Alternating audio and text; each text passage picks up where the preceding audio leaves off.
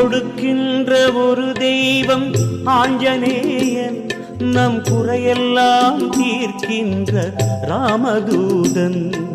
கொடுக்கின்ற ஒரு தெய்வம் ஆஞ்சநேயன், நம் குறையெல்லாம் தீர்க்கின்ற ராமதூதன்.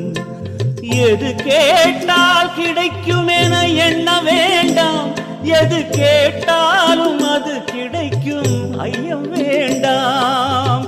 கேட்டதை கேட்டபடி அவன் கொடுப்பான், நம்மை கெடுக்க வரும் வினைகளையும் அவன் தடுப்பான்.